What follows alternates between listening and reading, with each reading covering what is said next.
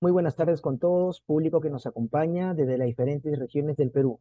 Hoy, martes 10 de septiembre, les damos la bienvenida a una nueva jornada del ciclo de conferencias virtuales Martes de Justicia y Derechos, espacio que tiene como objetivo brindar a la ciudadanía capacitación continua en materia de derechos humanos y acceso a la justicia. Los saluda Jimmy Torres y en esta oportunidad me es grato presentar la conferencia virtual La protección al consumidor financiero. La sesión virtual estará a cargo del doctor Carlos Tamani Rafael, a quien nos complace tenerlo el día de hoy como expositor y quien amablemente aceptó nuestra invitación. A continuación, dejo en el uso de la palabra a la doctora Ana María Martínez Ver, directora general del Centro de Estudios en Justicia y Derechos Humanos, para que pueda dirigirse a todos ustedes con las palabras de apertura de esta conferencia. Buenas tardes, doctora. Gracias, Jimmy. Buenas tardes.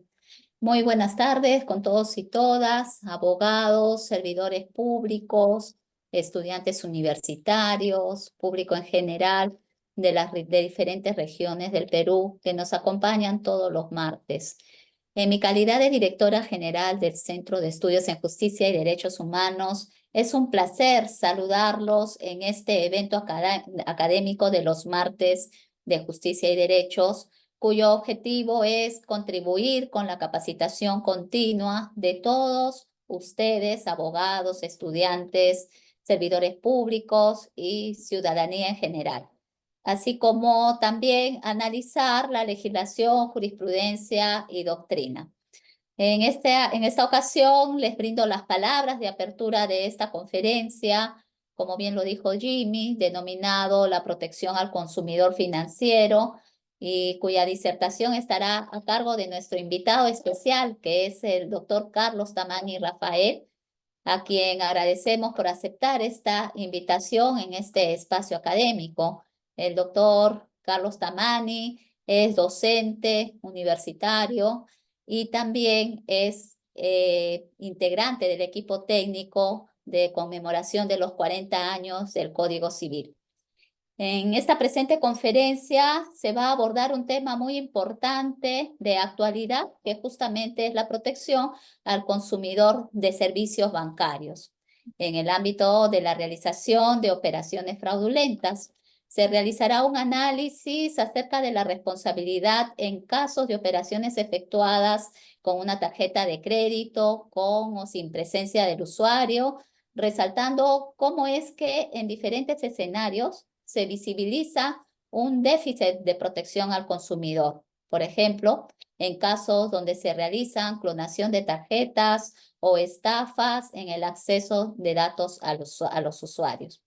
Agradecemos a los más de 750 personas que nos acompañan en este espacio académico y sin mayor preámbulo, sean bienvenidos y damos por iniciada la conferencia. Muchísimas gracias. Muchas gracias, doctora Martínez, por sus palabras. He de mencionar, estimados participantes, que nuestro expositor contará con 70 minutos para desarrollar su presentación y posterior a ello daremos pase a una breve ronda de preguntas, las cuales pueden realizarla a través de la opción de preguntas y respuestas de esta plataforma. Presentamos entonces a nuestro ponente invitado. El doctor Carlos Tamani Rafael es abogado por la Universidad Nacional Mayor de San Marcos, máster en Derecho Privado, Patrimonial y doctorando en Derecho Privado de la Universidad de Salamanca en España. Es miembro del Ilustre Colegio de Abogados de Lima y socio de Jus Civile Salmaticense, Red Salmantina de Civilistas Latinoamericanos. Ha sido investigador visitante en el Tribunal de Justicia de la Comunidad Andina, trabajando en temas de derecho de la competencia. Es miembro de los grupos de investigación en Derecho Privado y Mercado de la Pontificia Universidad Católica del Perú y tutela integral de la persona de la Universidad Nacional Mayor de San Marcos. Profesor de Obligaciones y Clínica Jurídica, de Derecho de la Empresa y Emprendimiento en la Facultad de Derecho de la Pontificia Universidad Católica del Perú, profesor de Derecho Bancario y de Seguros en la Facultad de Derecho de la Universidad Nacional Mayor de San Marcos, consultor de la Sala Especializada en Protección al Consumidor del INDECOP. Buenas tardes, doctor Tamani. Bienvenido a los martes de Justicia y Derechos.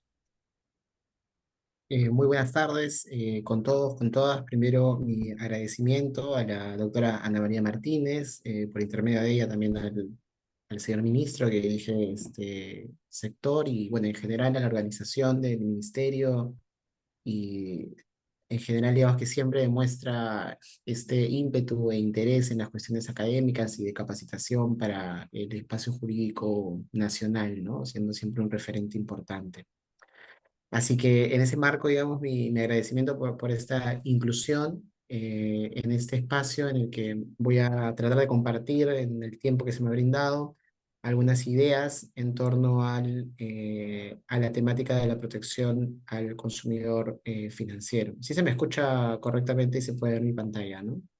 Sí, se ve y se oye bien, doctor. Ok, perfecto, entonces, muchas gracias. Bueno, a ver, este tema de los servicios digitales y de las cuestiones que están vinculadas al sector bancario y financiero tiene una alta importancia a día de hoy. Y antes de comenzar, digamos, a englobar un poco el escenario, hay que tener en consideración que desde la óptica, digamos, tradicional de los intercambios económicos, del funcionamiento de las transacciones, sobre todo en sede peruana, la función de intermediación de las entidades financieras se podría considerar como relativamente reciente, ¿no? Eh, y en el caso peruano, esta función de intermediación se exacerbó en el ámbito de la pandemia, ¿no? Porque a día de hoy, digamos, casi todas los intercambios que se producen pasan, digamos, por el filtro de alguna aplicación de una entidad financiera o la utilización de algún plástico, de algún mecanismo de la intermediación financiera. Eso nos habla de que si bien sigue siendo cierto que la contratación ocurre entre dos particulares, la más de las veces esa contratación se sirve o utiliza también a un intermediario financiero. Teniendo en consideración además que en las operaciones que son más relevantes, es decir, cuyos montos son mucho mayores a lo que normalmente uno utiliza, hay una normativa, ¿no?, que te obliga a la bancarización, ¿no? Entonces, teniendo en consideración las circunstancias, estamos en un escenario en el cual las operaciones en el sector financiero, que son el reflejo además de contratos entre particulares, tienen una alta importancia como acompañante, digamos, del ámbito de la contratación privada, ¿no? Y claro, en ese escenario, digamos, siendo que las tarjetas de crédito, las tarjetas de débito, son todavía a día de hoy, digamos, un mecanismo de la intermediación financiera que son bastante usados en el mercado, vamos a empezar un poco por explicar cómo funcionan de manera, o cómo deberían funcionar de manera regular estas operaciones. Cabe hacer un paréntesis aquí que no se va a hablar directamente, digamos, de las operaciones realizadas con las llamadas billeteras digitales, que no son propiamente plásticos, sino que más bien se refieren a estos instrumentos como estos aplicativos, ¿no? A través de los cuales yo puedo hacer pagos a números de teléfono. Hay una diferencia fundamental ahí, que es que mientras las tarjetas de débito, las tarjetas de crédito, responden a una vinculación de un contrato existente entre el cliente con la entidad financiera, que probablemente se vincula con la existencia de una cuenta de ahorros, con la existencia de una tarjeta de crédito, de una cuenta corriente, en el caso de las empresas. En el ámbito de la billetera digital, perdón, y siendo que esa operación se produce, digamos, en el ámbito de las transacciones entre los bancos, con la complejidad que todo eso implica, el ámbito de las billeteras digitales es distinto. Para decirlo en términos muy sencillos, las billeteras digitales son como estas gift cards, ¿no?, que se daban antes o que se dan todavía, ¿no?, que te dan un monto establecido para usar en un establecimiento específico. Pensemos en una billetera digital de manera muy simple como eso, ¿no? Es como si yo estuviera recargando estas tarjetas, a las famosas que antes eran prepago, ¿no?, para los teléfonos, por ejemplo. Es un escenario de recarga, ¿no? Entonces, ¿qué implica eso? Que yo no tengo una cuenta de ahorros como tal cuando estoy utilizando la billetera digital. Pese a que puede ser que la billetera digital esté vinculada con una cuenta de ahorros o con otro producto financiero, la billetera digital es autónoma. Y en algunos casos ya existen, digamos, aplicativos que como tal te permiten tener una cuenta solamente de billetera digital. Entonces la billetera digital es un producto aparte que te da una facilidad para utilizar tu propio dinero, ¿no? Porque recargas esa billetera digital y a través de esa billetera digital realizas las operaciones. Pero tiene mecanismos de seguridad distintos. porque cuando tú sacas tu dinero de la cuenta de ahorro para pasarlo a la billetera digital, el mecanismo de operación es distinto, ¿sí? Y claro, se enfrenta, digamos, a unas variables también diferentes. Recuerdo que por cuestiones de tiempo, de pronto no vamos a poder afrontar con el detalle que ameritaría. Pero nos vamos a concentrar en estas operaciones con tarjetas de crédito de débito que siguen siendo, en la mayoría de los casos, todavía bastante relevantes en el ámbito del mercado y que generan además este escenario de las operaciones no reconocidas, que es un poco en lo que me quiero enfocar, ¿no? Aunque cabe precisar igual que en el ámbito del consumo financiero, si bien las operaciones no reconocidas son ciertamente el escenario o uno de los escenarios que quizás genera más conflicto, no hay, digamos, también otras variables involucradas, como pueden ser temas de información, temas de falta de atención de reclamos, temas vinculados, por ejemplo, con cobros indebidos, reportes indebidos, temas también vinculados, por ejemplo, con modificaciones de tasas de interés, modificaciones también de créditos, etcétera, ¿no? Todas esas circunstancias que meritarían quizás algunos martes adicionales, también son relevantes, pero dentro de esa multiplicidad de problemas, si hiciéramos la data o el recojo, digamos, de la estadística, muy probablemente encontraríamos que la mayor cantidad de escenarios están vinculados con las circunstancias de operaciones no reconocidas realizadas con tarjetas. Lo que es una tarjeta, ese plástico, es un mecanismo, digamos, a través del cual yo puedo realizar una operación con un producto vinculado en la entidad financiera de una manera fácil y sencilla. Hay que entender que este sistema de las tarjetas es un sistema que está diseñado para favorecer el intercambio. Es decir, la lógica, con eso no hay nada malo en principio, o sea, la lógica, digamos, de la utilización de las tarjetas está orientada a que sea más fácil realizar el intercambio, que yo no tenga que andar con el dinero, a que yo no tenga que llamar a mi banco, hacer una transferencia, no. Contacto y ya está, ¿no? O así como uso también la aplicación y ya está. Pero bueno, entonces, respecto de las formas de utilizar estas tarjetas, yo tengo varias alternativas. La primera de ellas, que a día de hoy sigue siendo común, pero cada vez menos porque utilizamos más las aplicaciones, está vinculada con las operaciones que se realizan con tarjeta presente. Sea tarjeta de crédito o sea tarjeta de débito, cuando yo presento la tarjeta, suceden una serie de elementos que se entrecruzan para que la operación sea autorizada. Y aquí cobra relevancia un instrumento que siempre lo vemos cuando vamos a pagar algo, pero que de pronto no comprendemos bien del todo, al menos yo no lo hacía antes de estudiar el tema, cuál era su función concreta, ¿no? Que es el llamado POS, Point of Sale en inglés, o TPV en español, que es terminal de punto de venta.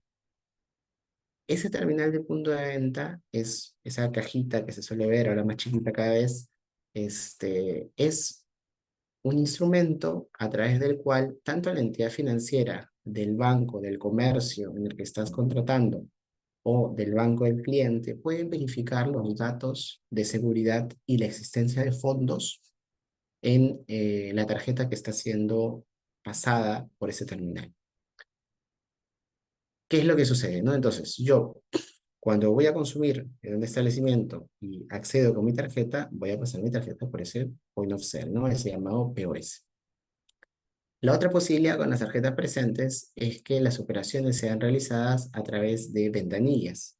Es decir, que yo me acerque al banco por alguna razón, con mi tarjeta, si soy cliente de ese banco, pues autorice la realización de una transferencia o algo, ¿no? Con las medidas de seguridad que están involucradas. O también que yo retire de cajeros automáticos dinero, ¿no? Esa también es otra posibilidad. Entonces, con tarjeta presente, o estoy yendo a consumir un lugar, o estoy yendo a retirar dinero de un cajero, o estoy yendo a realizar una operación en una ventanilla, pero todas presentes. Pero hay otra posibilidad, que es la realización de operaciones con tarjetas no presentes, utilizando en ese caso los aplicativos o los servicios digitales que se consideren. Y acá eh, va a haber un escenario de distinciones, ¿no? Porque claro, yo puedo hacer operaciones con tarjeta no presente mediante las propias aplicaciones que la entidad financiera me brinda. Esto es cuando entro a la página web del banco, cuando utilizo la aplicación de la entidad financiera, pero también puedo hacer operaciones con tarjeta no presente a través de páginas que el comercio tiene en Internet o que el escenario, digamos, de alguna aplicación con la cual yo puedo comprar también se me brinda, ¿no? ¿Sí? Entonces caben esas posibilidades también, ¿de acuerdo? Entonces pueden ser con tarjeta presente o con tarjeta no presente. Ahora, cabe precisar que igual, incluso en los escenarios de tarjeta no presente, va a existir un terminal de punto de venta, pero no va a ser un terminal de punto de venta físico, sino va a ser un terminal de punto de venta virtual. ¿De acuerdo? Ahí lo vamos a explicar ahora porque esta parte es un poco, es un poco técnica, ¿de acuerdo? Así que lo vamos a ir viendo. Ahora, claro, entonces ya tenemos, ¿no? Cuando yo realizo operaciones con tarjeta presente, cuando yo realizo operaciones con tarjeta no presente. En cualquiera de los casos, las entidades financieras y el sistema entero va a exigir que se cumplan con ciertas medidas de seguridad, ¿de acuerdo? Que están orientadas a la verificación de que la persona, o mejor dicho, acá hay que entender algo, ¿no? Que es que ni las entidades financieras ni los comercios quieren que las operaciones en su realización se conviertan en demasiado complejas como para que el consumidor sienta que es muy pesado realizar la operación. Y claro, entre la alternativa de elevar los estándares de seguridad y favorecer el comercio, como esto se trata igual de un negocio, el favorecimiento del comercio termina dinamizando más la operación y la transacción.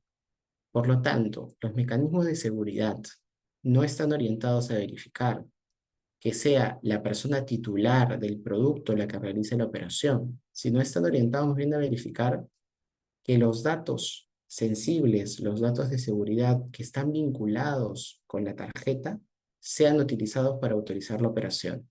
Que eso es un matiz importante, ¿sí? Porque claro, en un país como el nuestro y en general, no es inusual que de pronto yo con mi tarjeta de débito, quizás no tengo tiempo y mando a un amigo o un familiar a sacar dinero. ¿Por qué lo puede hacer si es que él no es el titular de la tarjeta? Porque la tarjeta no verifica que la operación la haga el titular. La tarjeta o la maquinaria de seguridad lo que verifica es que la operación se haga con los mecanismos de seguridad respectivos, que es un matiz importante.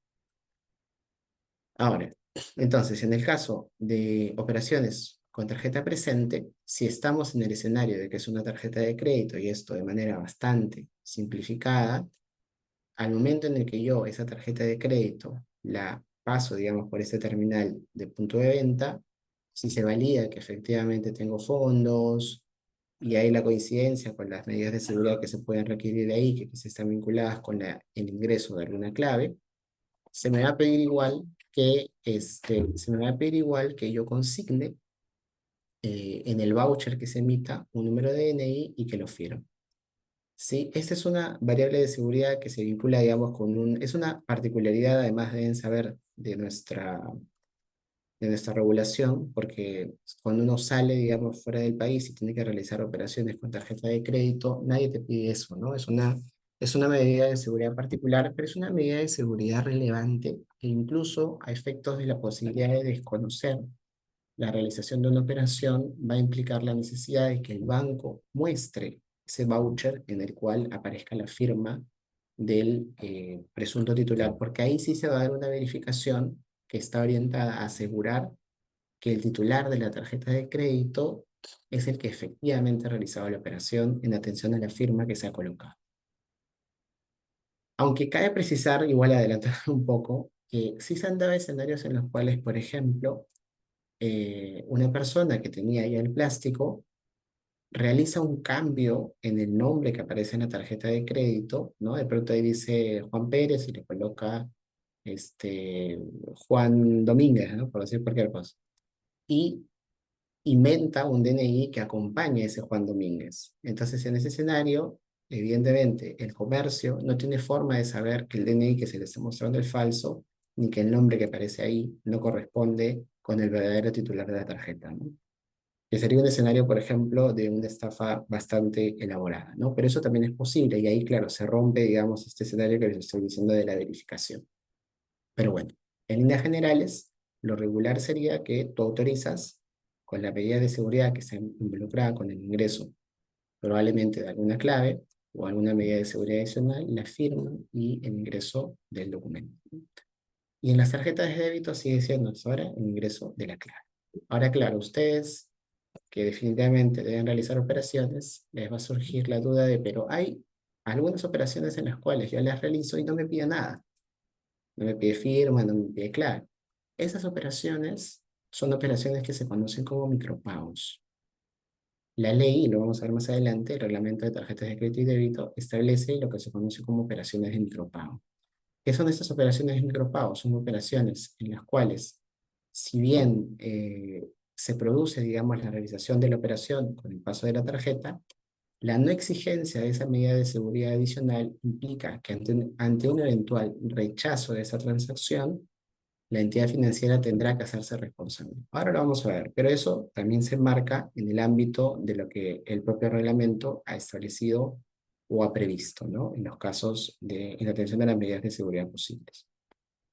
Eso es entonces en el marco de lo que se puede hacer, digamos, en el ámbito del escenario de las tarjetas presentes, ¿no?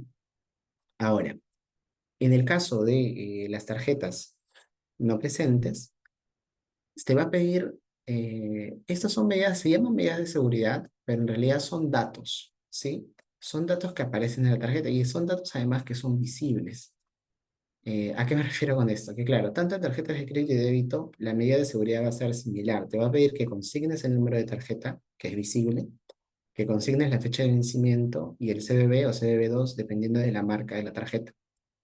Y ahora, a día de hoy, sí te va a pedir siempre una clave adicional, que puede ser vía SMS o vía el token, si es que es un escenario de CBV dinámico, por ejemplo, para validar la realización de esta operación a través, como decía, de ese terminal de punto de venta virtual. Porque claro, en el caso de las tarjetas no presentes, sea porque estoy haciendo, por ejemplo, una transferencia a través de la operación de mi banco, me va a pedir token digital, por ejemplo, o alguna medida de seguridad similar. Si estoy en el comercio, cuando ingreso los datos que aparecen ahí en el terminal de punto de venta, igual me va a pedir el ingreso de una medida de seguridad adicional. Entonces, la validación a día de hoy en sede peruana ya no solamente se da con la consignación de los números, con la fecha de vencimiento y con el CBV, sino con la inclusión de una medida de seguridad adicional. Hay variaciones igual entre las medidas de seguridad que se aplican en el ámbito de los comercios que en el ámbito de los aplicativos de las entidades financieras, sí, ¿no? Porque claro, cuando yo entro al comercio, yo no tengo una clave de acceso normalmente para buscar el producto que quiero comprar. Me saldrán las medidas de seguridad cuando yo recién voy a adquirir el producto y me aparece de pronto ese terminal de punto de venta virtual. O me reconduce de pronto a un mecanismo que yo puedo tener, ¿no? Como el Safety Pay o como alguno similar. O el Verify by Visa, por ejemplo. Pero en el cambio, en el ámbito de los aplicativos, de las entidades financieras, ahí sí hay un funcionamiento distinto, ¿no? Porque yo para entrar a la aplicación o a la página web del banco, yo tengo que ingresar una clave. Luego tengo que escoger la operación que quiero hacer y luego me va a pedir una clave más. ¿Sí? Entonces me va a pedir varias validaciones para que yo pueda realizar operaciones. Son escenarios distintos, ¿no? Y claro, a día de hoy las operaciones con tarjeta no presente, si bien ya dije que no me voy a dedicar mucho a ese tema, igual incluye también escenarios de billetera digital, también utilizaciones de teléfono móvil como mecanismo de pago o algún otro gadget tecnológico. Se puede pagar también con relojes o hay unos tokens que también te permiten realizar intercambios con tarjeta no presente también sin mayores inconvenientes, ¿no? Entonces, claro, eh, este funcionamiento, igual, ¿no? Estamos viendo un poco las medidas de seguridad tanto en escenarios de tarjeta presente como en escenarios de tarjeta no presente. Pero esto tiene una complejidad adicional que tiene que ver con la participación de por lo menos dos actores adicionales al momento de hacer una operación bancaria. Es decir, claro, la operación bancaria no solamente involucra a la persona, para simplificarlo, al consumidor, y al comercio o la tienda, ¿no? Para decirlo de alguna manera, sino que involucra al banco. Pero pueden ser dos bancos, porque es el banco del consumidor, es el banco del comercio. Y adicional a ellos está también la que se conoce como la marca. ¿Qué es esto? el terminal de punto de venta es administrado por un tercero, que es distinto a las entidades financieras. Y la propia tarjeta, que tiene una marca que la acompaña, que es Visa, que es Mastercard, que puede ser American Express, ¿no? Que puede ser otra cualquiera, es una marca autónoma también. Claro, por ejemplo, ¿no? Ahora que lo estoy diciendo, en el ámbito de los POS, Visa, por ejemplo, controla también parte del negocio de los POS y parte también de la marca con mecanismos de seguridad. Esto porque en algún momento, eso ya no ocurre ahora, en algún momento, no sé si lo recordarán, tú podías comprar solo en el establecimiento que se encontraba afiliado a una marca concreta. ¿Se acuerdan, no? Acá Visa. Entonces tú solo comprabas con esa marca que es autónoma a la entidad financiera que tú tengas. O acá solo compras con Mastercard o acá solo con American Express, ¿no? Entonces, claro, ese es otro sector del negocio, ¿sí? Entonces, ellos también participan, digamos, en la realización de las operaciones. Entonces, claro, cuando yo voy a pagar un servicio, o sea, con tarjeta presente o con tarjeta no presente, en realidad hay un montón de actores que están participando en esa operación que para nosotros dura milisegundos, ¿no? Entonces, claro, ¿qué sucede? Yo voy al comercio, sea virtual, sea presencial, paso el plástico, sea de manera presencial o de manera virtual, pasa exactamente cosas similares, porque claro, cuando yo paso la tarjeta, esos datos se capturan automáticamente por el contacto del chip con el POS. ¿Qué es lo que captura el POS? Captura número de tarjeta, vencimiento, CBV o CBV2. Esos datos de seguridad los captura y te pide la clave. Y en el terminal de punto de venta virtual está pasando lo mismo, solamente que tú lo ingresas manualmente porque no puedes acercar la tarjeta, digamos, a la pantalla, ¿no? O sea, no existe todavía, por ahora, ese mecanismo de captura de datos, aunque ahora te permiten escanearla también, ¿no? Así que también es otra posibilidad, pero está pasando lo mismo, ¿sí? Estás haciendo exactamente lo mismo. Entonces, ¿qué sucede? Se ingresa esos datos y el terminal de punto de venta dialoga. Primero le pregunta al banco del cliente si efectivamente esa tarjeta corresponde a un espacio reservado en el banco del consumidor para ese cliente y le pregunta también cuál es la medida de seguridad. Y luego también dialoga con el banco de destino del comercio para ver si es que en efecto hay un espacio en el cual se puede hacer la eventual transferencia. Y también, bueno, entonces, ¿qué pasa? El terminal de punto de venta regresa y vota una medida de seguridad. Aunque ya sabemos que si estamos en un micropago, pues no va a haber medida de seguridad, ¿no? Porque el sistema así lo establece. Entonces se verificará en ese caso, una vez que se ingrese la medida de seguridad respectiva, si en efecto esta coincide o no con la establecida y guardada por el banco del consumidor. Entonces es una operación que ocurre así. ¿Por qué les explico que hay un tercero? Porque muchas veces cuando operamos en Internet, acá hacemos un paréntesis, operamos en Internet, vamos a contratar con personas que no están domiciliadas en sede peruana. Y eso implica cambios de moneda. Entonces, por ejemplo, hace algunos años, con algunos aplicativos de taxis y de mensajería, algunos de aplicativos de servicio de transporte y también de mensajería o de llevada de paquetes y recojo, pasaba que la aplicación te decía, te estoy cobrando 15 soles. Y de pronto, cuando veías el cargo efectivo en tu tarjeta de crédito, tu tarjeta de débito, terminaba siendo quizá un poco más. Y eso es producto justamente de esta participación de diversos actores, que es algo además que es inevitable, en el sentido de que por mucho que el sistema, digamos, quisiera evitar esa alteración del monto establecido, no podría hacerlo. Porque claro, si por ejemplo yo estoy comprando algo en un aplicativo de un servicio de mensajería que no tiene sede en Perú, que de pronto tiene sede en Europa, entonces esa operación va a pasar por dos tipos de cambio, porque el sistema de la marca lo va a pasar de soles a dólares y luego de dólares a euros. Y por eso se da la variación, porque eso está sucediendo en milésimas de segundo, ¿no? Hasta que se estabiliza, hasta que se determina, digamos, cuál es el monto que efectivamente va a ser cobrado. ¿De acuerdo? Entonces, esta es la estructura, digamos, de una operación bancaria a día de hoy, ¿no? Ya no es algo, digamos, que se estructura de manera tan sencilla. Bueno, y esto es un poco resumen, ¿no? Ya lo hemos visto, las medidas de seguridad que los bancos tienen, no solamente porque los bancos lo hagan, digamos, de manera autónoma, sino también porque la regulación así se los exige. están incorporadas tanto en la tarjeta de crédito como en la tarjeta de débito, y en los escenarios de presenciales se vincula con los chips y el tratamiento de la información que está contenido también en los chips, ¿no? Es decir, en el propio plástico. Y hay medidas de seguridad que también involucran a los usuarios, es decir, a los clientes. ¿Cuáles son estas medidas de seguridad? La entrega de los datos solamente al titular, salvo que el titular haya realizado instrucciones distintas de manera expresa. Permitir, por ejemplo, cambios de clave al titular y solo al titular, bajo las medidas de seguridad respectivas. También posibilidades de habilitar un sistema de notificaciones, aunque ahora eso es obligatorio, en atención a que ya entró en vigencia el reglamento de ciberseguridad. También posibilidad de los usuarios de informar al banco que van a realizar operaciones en el extranjero, y establecimiento de montos máximos en casos de micropago, ¿no? Que, como les digo, el micropago es un escenario en el cual el banco no pide medidas de seguridad, pero asume el riesgo de la realización de esa operación.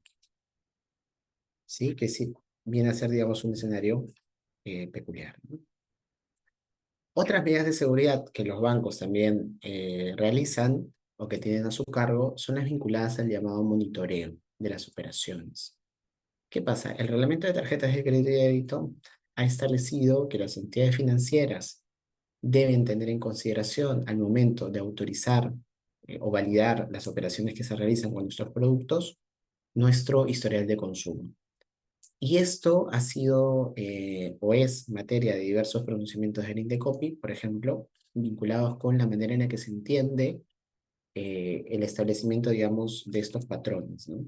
Para pensar aquí que si bien hay un criterio que está establecido por la sala, que parte, digamos, o que toma en consideración las fluctuaciones entre las operaciones máximas individuales realizadas en forma previa a las operaciones no reconocidas, en el ámbito de las oficinas regionales del INDECOPI y en el ámbito de las propias comisiones de protección al consumidor que existen en cada una de esas oficinas regionales, existen diversidad de criterios.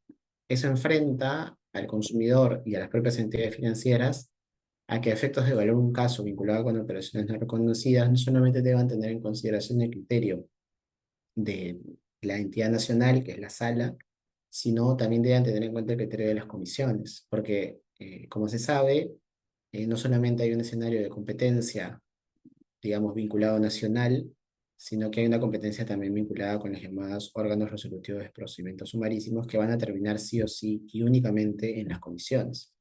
Eso quiere decir entonces que en esos casos el criterio de las comisiones va a prevalecer por encima del criterio que pueda tener la sala, ¿no?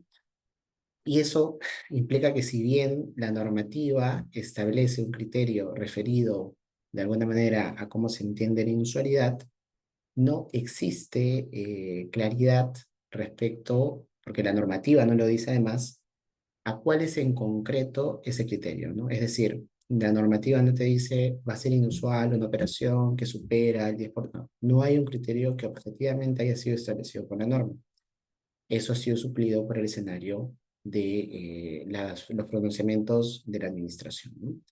Que, grosso modo, y en el criterio, digamos, que se puede considerar más relevante, que se da la sala, ha establecido que la inusualidad se vincula con operaciones realizadas por encima de las operaciones individuales previas cargadas al producto bajo análisis, ¿no? Un poco a modo de ejercicio, digamos, si yo de pronto, durante los meses anteriores, mi monto máximo de operación individual, independientemente del canal, fue 1.000 soles, y de pronto me sale un consumo u operación de cualquier tipo de 5.000 soles, pues ese es inusual. Y el banco debió llamarme, ¿no? El banco debió ejercer algunos mecanismos que tiendan a evitar un escenario de defraudación. En atención, como digo, a este monitoreo que está a cargo también de las entidades financieras. Otras medidas de seguridad, aparte de estas vinculadas con el monitoreo, están vinculadas también con el tratamiento de los datos personales, porque claro, las entidades financieras deben ejercer un control respecto de la información que tienen o que mantienen los bancos de datos en atención, digamos, a que ahí se encuentra información sensible de los clientes. Y también en los negocios, o sea, en los comercios, se debe asegurar el cumplimiento de las medidas de seguridad que hayamos señalado, ¿no? En particular, en el caso de la utilización de tarjetas de crédito, los comercios tienen la obligación de evaluar la identidad de los clientes, es decir, ¿no? A veces cuando uno va a las tiendas, o mejor dicho, debería ser siempre que cuando uno va a comprar algo con una tarjeta de crédito, siempre te pidan tu DNI, te pidan la tarjeta para efectos de verificar la titularidad y además la firma que hagas, de ser el caso. ¿De acuerdo? Entonces eso también resulta ser importante. Ahora, eh, vamos entonces ahora sí a lo que he estado preparando un poco con lo anterior, que es el escenario de las situaciones que son ya operaciones no reconocidas, ¿no? Porque claro, lo que hemos visto hasta ahora es un poco el escenario de lo regular, ¿no? Ya tenemos la tarjeta, las operaciones se hacen realizando o utilizando algunas medidas de seguridad, ¿no? Pero hay escenarios, digamos, en los cuales existen controversias respecto a si efectivamente ha sido el titular de la tarjeta o el titular de la cuenta el que ha realizado o no tal operación. Y claro, en sede peruana el sistema funciona un poco de la siguiente manera, ¿no? Si el cliente rechaza la operación, la entidad tiene que demostrar la validez de la misma. ¿A qué me refiero? Que claro, sea en el marco de un procedimiento, o sea, al momento de responder el reclamo, la entidad financiera tiene la carga de demostrar que la operación fue válidamente realizada. Tiene sentido eso sí, porque claro, el consumidor o el cliente, porque no necesariamente va a ser un consumidor, puede ser un cliente de cualquier tipo, el cliente no puede además, por, por el propio funcionamiento del sistema que estamos viendo, que es complejo, no puede demostrar que la operación fue incorrectamente realizada. Si se dan cuenta, ¿no? Porque claro, para que el cliente demuestre que la operación fue incorrectamente realizada, tendría que tener acceso a esta data, a estos mecanismos de seguridad y poder de esa manera, digamos, identificar o verificar si es que se cumplieron o no con estas medidas. Entonces, como el cliente no puede hacerlo porque no cuenta con esa información, no puede acceder a esa información, entonces procede a considerar que son las entidades financieras las que tienen que hacer esa verificación.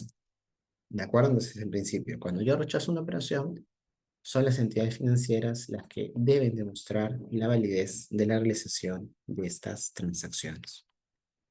Y la normativa establece una serie de escenarios en los cuales los usuarios no van a responder. Es decir, que si el usuario rechaza la operación, la entidad financiera automáticamente va a ser responsable. ¿Cuáles son estos escenarios? Operaciones realizadas luego de la llamada de aviso de la pérdida de sustracción o robo, hurto o uso no autorizado de la tarjeta. Esto es relativamente sencillo, ¿no? Es decir, imaginen ustedes, ¿no? Están caminando, les roban y luego o sufren un hurto, que lamentablemente últimamente es bastante común. Entonces, ¿qué pasa, no? Son 5:14 de la tarde.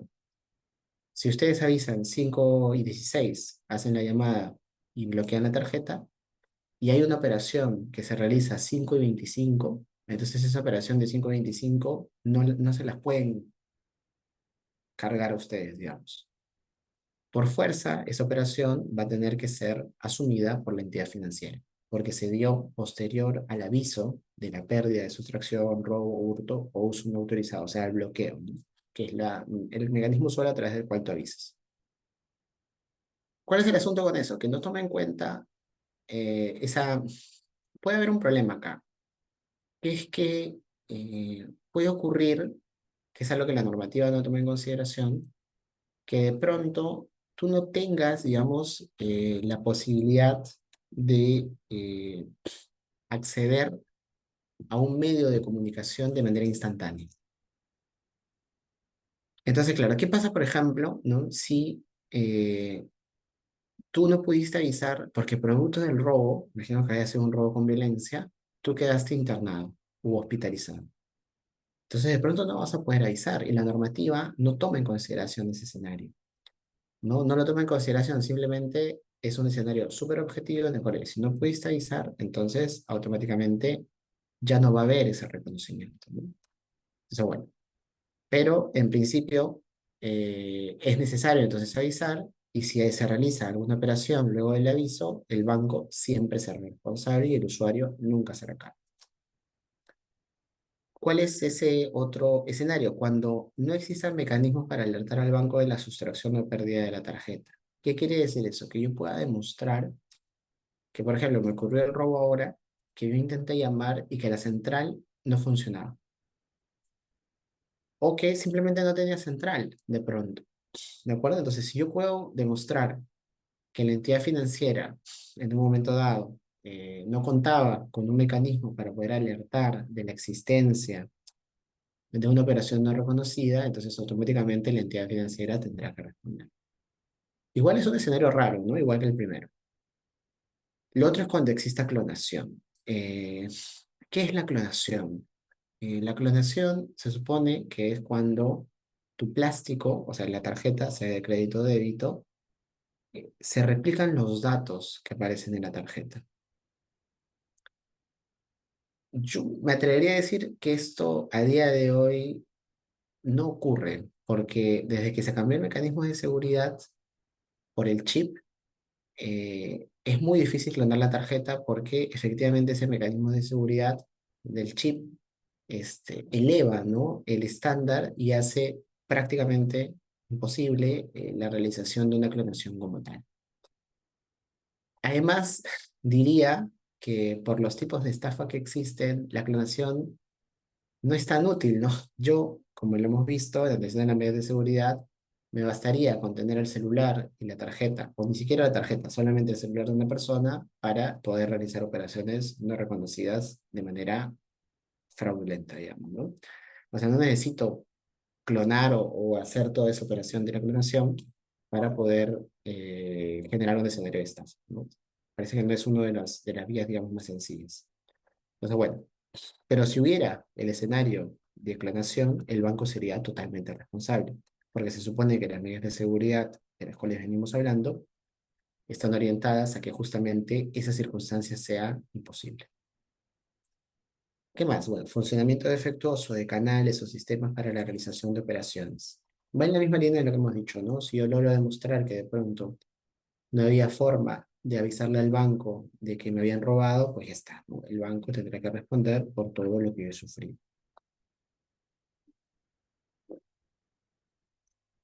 Hace algunos años, no sé si lo recordamos, se puso lamentablemente de moda este hecho de que se alteraran los cajeros automáticos, ¿no? Ponían unos elementos a la salida de los billetes o a la entrada de la tarjeta para efectos de que la tarjeta quedara retenida o de que el dinero quedara retenido y no saliera. Esas manipulaciones de los cajeros automáticos, si se dieran, serían de responsabilidad del banco. Porque claro, el banco es el que tiene el control, ¿no? Respecto del cajero. Entonces el banco es el que tiene que asegurar que el funcionamiento de ese cajero se dé de manera adecuada, ¿no? ¿De acuerdo? Entonces hay ahí una también, una atribución de responsabilidad normativa si es que el cajero automático falla de alguna manera. Otra circunstancia en la cual también la entidad financiera siempre va a tener que asumir es circunstancias de suplantación de usuario en las oficinas. Esto también es muy raro porque a día de hoy en las entidades financieras se hace la verificación biométrica. Pero si pasase, ¿no? O sea, imaginemos que, porque ahora para cualquier operación te piden igual la verificación biométrica. Pero si ocurriese, igual, ¿no? Estaríamos en un escenario. Ahora, ojo, no se trata de que la entidad financiera ya no verificó, hizo mi verificación biométrica y yo puedo automáticamente es un escenario es un escenario, digamos, de defraudación. No, tiene que haber como tal una suplantación. Es decir, hay una persona que va a una oficina y que se hace pasar por mí, por ejemplo. Y el banco se deja engañar, digamos, de alguna manera, o es estafado. ¿Por qué? Porque se entiende que la entidad financiera, en atención a todos los mecanismos de seguridad que estamos viendo, debería tener la suficiente previsión como para evitar ser engañado de esa manera, ¿no? ¿Sí? Entonces también es un escenario en el que si se diera y se demostrase que se ha dado, efectivamente la entidad financiera también contestaría. Otro escenario es el del micropago, que ya lo hemos dicho, ¿no? Micropago es cuando la entidad financiera en algunos comercios o algunos servicios considera que no va a pedir la clave ni medida de seguridad alguna respecto de ciertos montos. Entonces, claro, por eso pasa que a veces voy a un centro comercial o un establecimiento donde se me compro un helado y no me pide clave. ¿Por qué no me está pidiendo clave? Si cuando estaba en la conferencia el martes me dijeron que tenía que pedirme clave, porque es un micropago. Si yo desconozco un micropago, de acuerdo a lo que dice la normativa de la materia, el banco será siempre responsable, porque no hay medida de seguridad en el escenario de los micropagos. Luego, ¿qué más? Dice, operaciones realizadas luego de la cancelación de la tarjeta o cuando hubiera expirado. Ya lo dijimos, ¿no? Bueno, esto no lo hemos dicho, pero claro, si se realizaron operaciones con una tarjeta vencida, también es un escenario en el cual la responsabilidad corresponde única y exclusivamente al banco. Ahora, si vemos todos estos escenarios, nos damos cuenta que son escenarios bien extremos, ¿no es verdad? Son escenarios en los cuales estamos frente a una conducta negligente de la entidad financiera, ¿no? Es un estándar, digamos, de atribución de responsabilidad al banco bastante alto, ¿no? O sea, se requiere que el banco realmente se porte mal para que se haga responsable de lo que ocurre.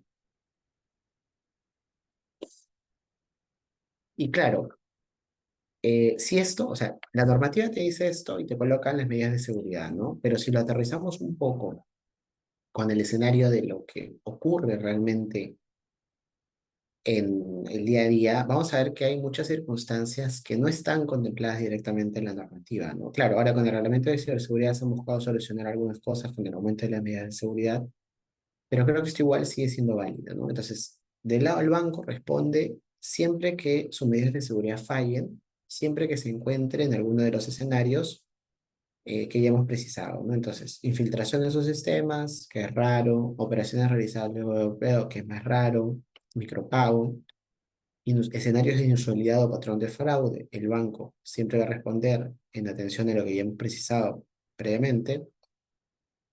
También circunstancias, por ejemplo, de operaciones con tarjeta presente, donde comercio no tiene a su alcance el voucher, porque claro, en esos escenarios, como no se puede demostrar el cumplimiento de todas las medidas de seguridad establecidas, entonces pues tampoco el banco podrá defenderse.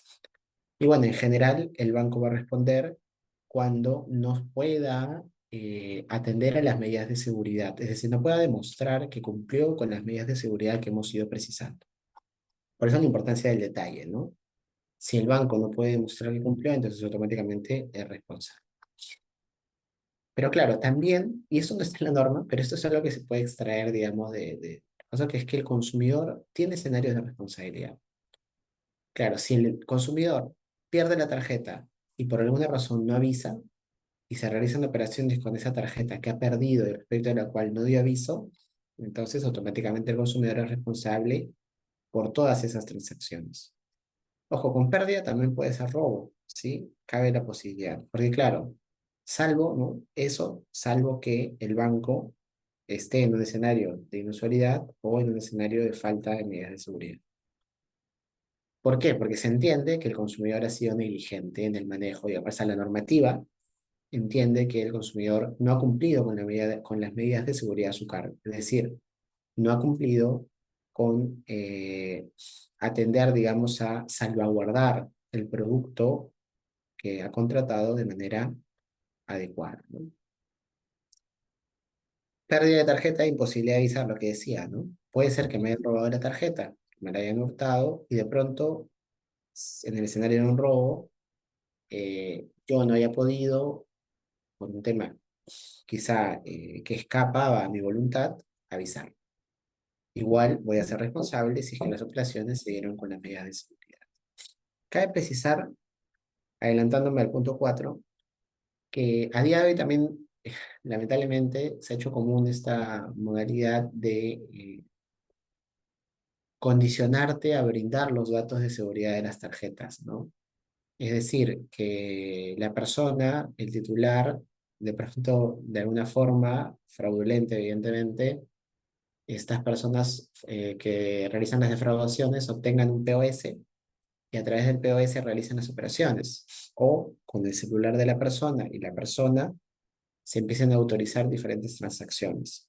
Todos esos escenarios de estafa, donde es el consumidor que entrega los datos sensibles o está presente bajo amenaza por escenario de que los estafadores o los ladrones lo han condicionado a brindar sus medidas de seguridad, todos esos escenarios, salvo que estemos en una circunstancia de inusualidad, van a ser siempre de responsabilidad del consumidor.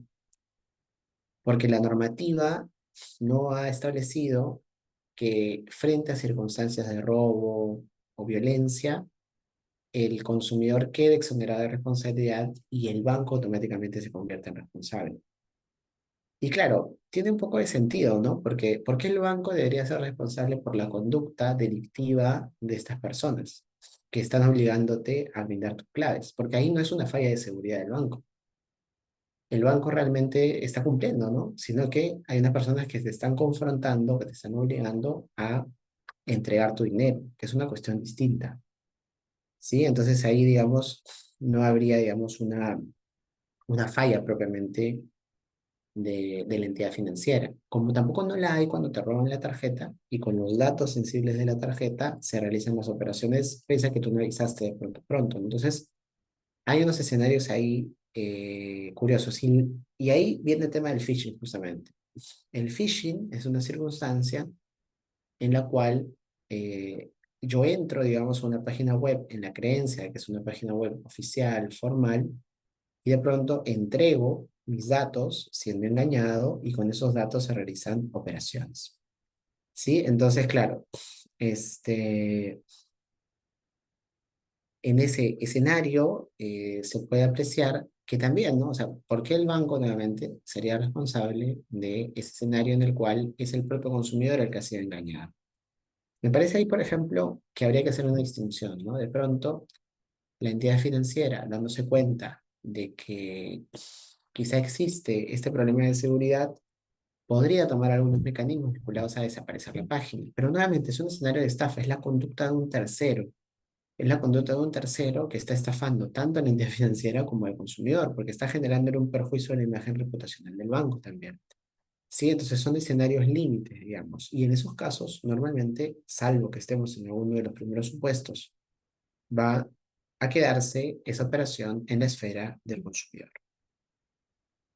Luego también, como decíamos, operaciones con tarjeta presente, donde firma y DNI no coinciden.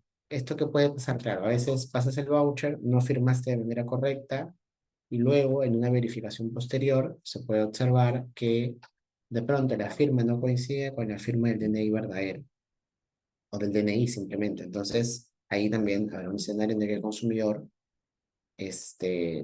igual, ¿no? Será considerado como responsable. También, ¿qué pasa? Operaciones realizadas cuando se robó el celular. Claro, eso es algo que ahora sí está más claro. Al comienzo no estaba tan claro. De hecho, ya las entidades financieras ya lo dicen, que es que no solamente cuando te roban las tarjetas o cuando pierdes las tarjetas es que debes hacer el aviso, sino también cuando pierdes el celular, porque es usual que a día de hoy en el celular todos tengamos aplicativos de las entidades financieras. Entonces, si eso es así, yo por fuerza tengo que dar cuenta, digamos, de la existencia de esta pérdida, ¿no? Del equipo en el cual probablemente están registradas también claves de seguridad relevantes para la realización de operaciones bancarias. Lo que decía, ¿no? Intimidación o violencia, donde se ingresó clave y número de tarjeta. Si te intimidan en el escenario de violencia y tú diste tus claves, en principio el banco tampoco tendría por qué saberlo. Luego, cambio de número afiliado y aprobación de operaciones. También, esa es una estafa más común de lo que se cree, que vincula además a un escenario telefónico, que es que de pronto alguien haciéndose pasar por ti con una carta poder va a una sede de una oficina en alguna otra ciudad o en la misma ciudad en la que tú estás viviendo y te cambia la línea. Entonces de pronto tú no te das cuenta, porque a veces no te das cuenta de que ya cambiaron, digamos, tu línea, porque normalmente nadie te llama, o sea, por línea normal, sino utilizamos algunos otros mecanismos de mensajería. Entonces, en ese escenario, este, en ese escenario, sí, un segundito. En ese escenario, estaríamos, pues, por ejemplo, eh, frente a una circunstancia también de estafa, ¿no? Porque te cambiaron el número afiliado y a través de ese cambio del número afiliado se produce la aprobación de diferentes operaciones, ¿no? Que eso también, ciertamente, digamos, también estaría ocurriendo en el ámbito de esta protección al consumidor, ¿no? Sí, entonces nos damos cuenta que hay, en apariencia, muchos más escenarios en los cuales los consumidores responden que los escenarios en los cuales las entidades financieras responden, ¿no? Esto es producto, digamos, de la normativa y de un poco de desconexión que existe entre la normativa y lo que ocurre realmente, ¿no? Ahora, claro, como estoy diciendo, no se trata tampoco de que las entidades financieras deban asumir todas estas circunstancias porque muchas de ellas escapan de su propia conducta, o sea, su propia conducta de control, ¿no? ¿Hasta qué punto la entidad financiera puede controlar que te roben? ¿Hasta qué punto la entidad financiera puede controlar que sufras un microsecuestro, ¿no? ¿Hasta qué punto la entidad financiera, si la entidad financiera como tal está cumpliendo con sus medidas de seguridad? Pero su medida de seguridad no puede ir más allá de pedir las claves de acceso, ¿no? Si alguien te obliga a darlas, pues el banco no tiene mucho que hacer ahí, digamos. Ahora, solo como nota curiosa, ¿cómo funciona en otros lugares? En el escenario europeo, que siempre es referente, hay una directiva que es la Directiva 2015-2366 sobre servicios de pago en mercado interior, que establece una lógica totalmente distinta a la nuestra. Claro, parte de una realidad distinta, ¿no? En la cual de pronto los escenarios de defraudación no son tan extensos o no están tan generalizados como los tenemos a día de hoy. En el escenario de que eh, de pronto, digamos, no hay una masificación, ¿no? De estos escenarios de defraudación. Entonces, por ejemplo, ¿no? ¿Qué es lo que pasa? La regla ahí es totalmente distinta. Si el consumidor o el cliente, mejor dicho, rechaza una operación, entonces automáticamente la entidad financiera tiene que devolverla. Solamente el cliente reconoce o se hace cargo de los primeros 50 euros de las operaciones no reconocidas. Todo lo demás es reconocido por la entidad financiera, salvo que la entidad financiera considere que estamos en un escenario de defraudación. ¿Sí? Salvo que la entidad financiera considere que estamos en un escenario de defraudación. Y claro, ahí se da cuenta que se invierte, ¿no? O sea, en el escenario peruano pareciera ser que el que tiene que demostrar que no es responsable es el usuario. Pero en el escenario europeo está invertido totalmente, ¿no? Si el usuario rechaza, entonces automáticamente la entidad financiera asume. Y más bien es la entidad financiera la que tiene que demostrar si es que eventualmente ha existido o no una conducta incorrecta por parte del usuario. Yo vengo diciendo, digamos, hace mucho que esta lógica normativa que impacta evidentemente en la forma de solucionar los casos está muy vinculada a cierta manera de entender o a cierta manera de comprender el comportamiento de los clientes financieros, ¿no? Yo creo que la normativa, si bien está preocupada de hacer eco, digamos, de las necesidades vinculadas a las operaciones no reconocidas, a los escenarios de defraudación, también es cierto que parte de una premisa no demostrada, ¿no? Que es que si nosotros imitáramos, por ejemplo, a la regla europea, automáticamente todo el mundo desconocería sus operaciones. Pero yo creo que es una premisa que quizás no responde a la realidad, ¿no? Claro, es una premisa que ciertamente es sugerente, porque pareciera ser que nuestra realidad nos inclina a hacer una afirmación en ese sentido, pero no hay una data que sustente dicha afirmación. Adicionalmente, me parece también que se exige un exagerado nivel técnico, ¿no? O sea, este tema de las operaciones no reconocidas se encuentra, digamos, como se puede apreciar de lo que les he venido informando, se encuentra, digamos, a un nivel técnico bastante detallado, ¿no? Que quizá aleja y hace la materia bastante compleja de comprender por el usuario de a pie, ¿no? Porque claro, las sutilezas que estamos viendo ahora de pronto son muy complicadas de explicar en un corto espacio, ¿no? En un corto tiempo, y quizá no permiten que los usuarios comprendan cuál es su lugar respecto de las medidas de seguridad que tienen que asumir por sí mismos. ¿Sí? Entonces me parece que quizá ahí también hay una tarea pendiente, ¿no? Que es el tema de la educación financiera, que es el tema de que comprendamos que no solamente son las entidades financieras las encargadas de las medidas de seguridad, sino que también son los usuarios, son los clientes, ¿no? Y eso quizá tendrá un reflejo en algún momento en el escenario normativo que pues cambiará, ¿no? Este norte y a propósito de la mejora de las medidas de seguridad, no solamente en el ámbito bancario, sino en general en el ámbito nacional, que quizá disminuya el número de estafas bancarias, podamos ir a una mirada, digamos, con mejores incentivos normativos para no tener un escenario quizá tan rígido, ¿no? Sino imitar algunos otros modelos y de pronto construir un sistema de responsabilidad vinculado con las operaciones no reconocidas que sea más dialogante, ¿no? Que sea menos rígido y que de pronto permita un mayor dinamismo y una mayor posibilidad de tutela, ¿no? Frente a estas circunstancias que generan tanta afectación a nivel social hoy en día, ¿no? Así que bueno, yo creo que igual estoy bien con los tiempos, así que yo creo que me quedo aquí, quedo a la espera de las preguntas, salvo que haya una indicación distinta. Muchas gracias. Sí, doctor Tamani, muchísimas gracias por su ponencia y asimismo queremos agradecer a las 1000 personas que se han llegado a conectar en esta sala. En este momento tenemos 987 personas atentas y sí, efectivamente hay algunas consultas que nos han realizado y voy a dar lectura a alguna de ellas, ¿no? Por ejemplo, nos preguntan, estimado doctor, ¿existen resoluciones de Indecoping donde se hable del phishing? Sí, como le decía, ¿no? Hay varias resoluciones que hablan del phishing, quizás no de manera tan directa, pero que se hacen referencia a esa modalidad en atención a la evaluación de las medidas de seguridad, ¿no? Como lo iba mencionando, ¿no? Igual, el phishing es un escenario de entrega, ¿no?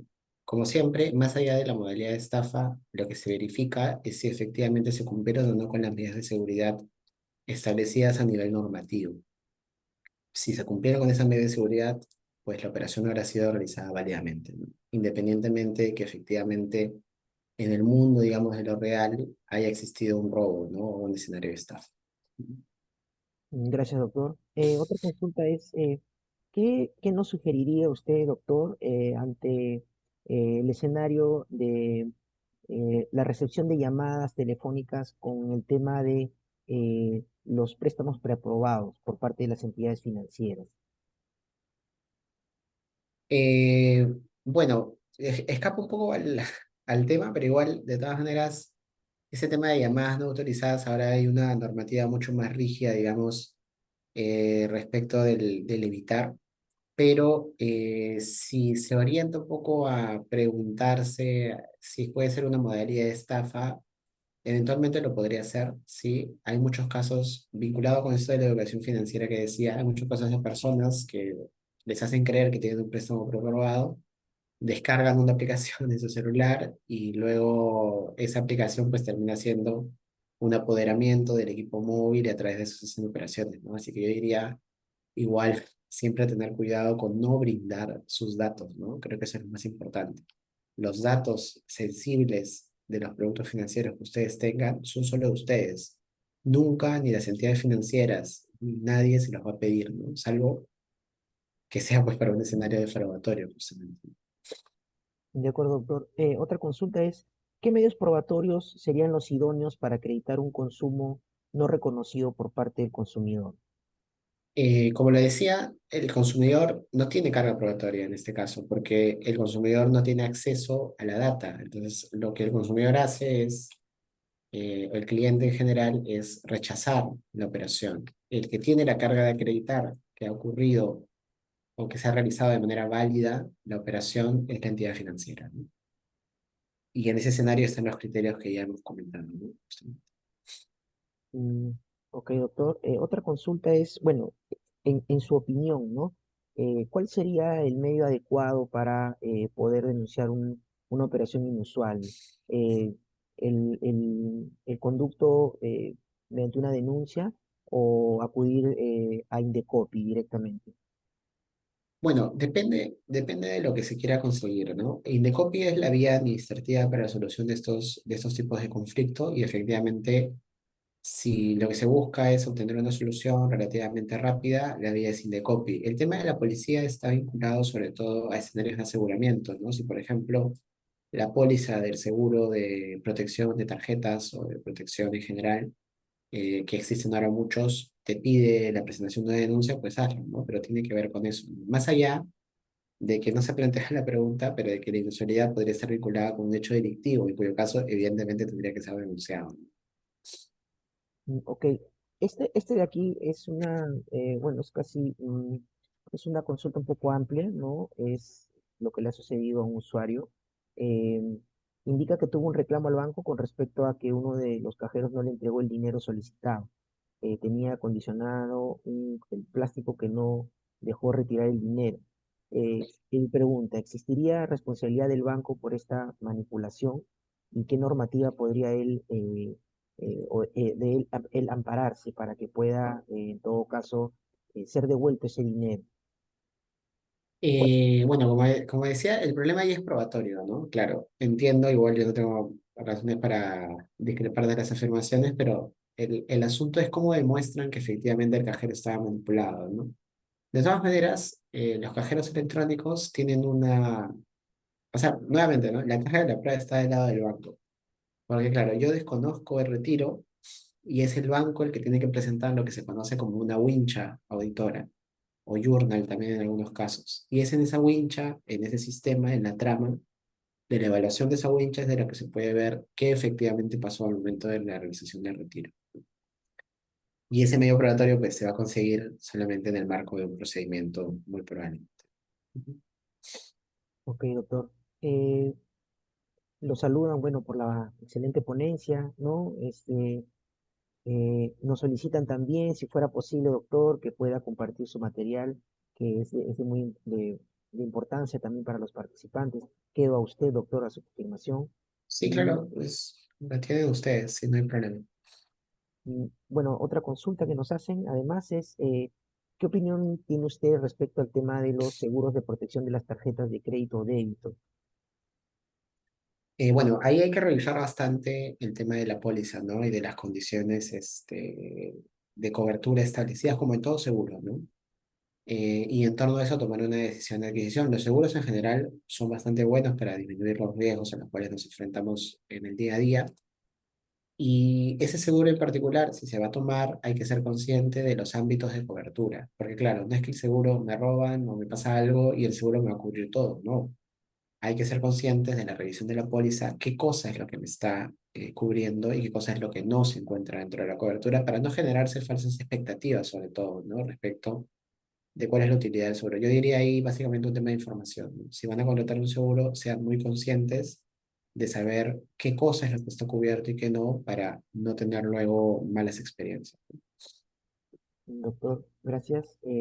Otra consulta es, bueno, ya una de las últimas es, ¿cómo se podría incentivar algún tipo de solución conciliatoria por parte de las entidades financieras, considerando que existe un tipo de carácter abusivo? ¿Qué opinión podría darnos usted?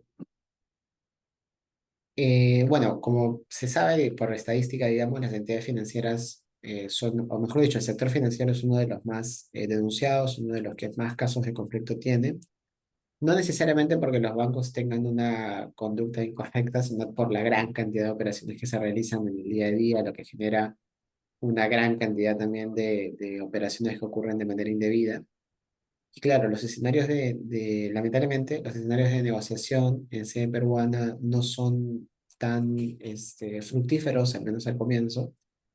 Y pues lo único que se puede hacer ahí es, yo creería, tratar de conciliar en atención a alguna de las entidades, que puede ser el Indecopi o puede ser la Defensoría del Consumidor Financiero, que la propia Bank tiene, ¿no? Que son mecanismos de solución de conflictos previos a la iniciación de un procedimiento, de acciones judiciales que a veces funcionan, ¿no? Eso sería el único alcance que podría dar al respecto, ¿no? Sí. Ok, doctor. Bueno, hemos llegado ya a la parte final. Quizás, bueno, le pediríamos que nos pueda brindar una opinión, una reflexión última, doctor, antes de culminar esta importante actividad que ha acogido hasta el momento 964 personas que se encuentran conectadas. Quizás alguna recomendación para los participantes, doctor. No, muchas gracias. Bueno, reiterar el agradecimiento al ministerio, a la doctora Ana María, al equipo en general del ministerio. Y respecto de la materia, me parece que es una materia que, si bien tiene un gran valor práctico, una gran importancia práctica por todo lo que hemos conversado el día de hoy, pero creo que no ha sido tan explorada desde el punto de vista académico, ¿no? Entonces yo sé que este espacio, digamos, hay abogados, hay estudiantes también, y yo creo que es un escenario poco explorado desde el punto de vista académico, y creo que mi invocación iría un poco a ese sentido, ¿no? Hay que quizá detenernos un poco a la reflexión académica respecto de alguna de estas materias, porque hay mucho, ¿no? Hay mucho por explorar, como lo estamos viendo, ¿no? Hay muchas cosas respecto de las cuales yo he dado simplemente presentaciones de temas, pero que creo que tiene una riqueza exploratoria y temática muy relevante, ¿no? Que no ha sido explotada del todo entre nosotros, ¿no? Y respecto del tema normativo y práctico, yo considero igual, y ya lo he dicho en otras ocasiones, que el tema de la distribución de responsabilidades en materia de operaciones no reconocidas es algo que amerita una reevaluación, ¿no? Y amerita una construcción de un sistema que solucione todas estas ambigüedades que se han producido o que han surgido, ¿no? A propósito de la aplicación de la normativa y que permitan generar un espacio de mayor certeza, tanto para las entidades financieras como para los usuarios, ¿no? Para que todos sepamos a qué atenernos y no andemos así como un poco a tientas, ¿no? En este escenario cambiante de lo que son las operaciones no reconocidas. Básicamente eso. Muchísimas gracias, doctor Tamani, nuevamente, a nombre de la directora general del Centro de Estudios en Justicia y Derechos Humanos, la doctora Ana María Martínez, y asimismo a las 960 personas que se encuentran en esta sala. Y bueno, los esperamos en otra oportunidad y a usted también, doctor Tamani, ver si fuera posible contar con su participación en otra ocasión. Le agradecemos mucho. No, perfecto. Gracias a todos. Hasta luego.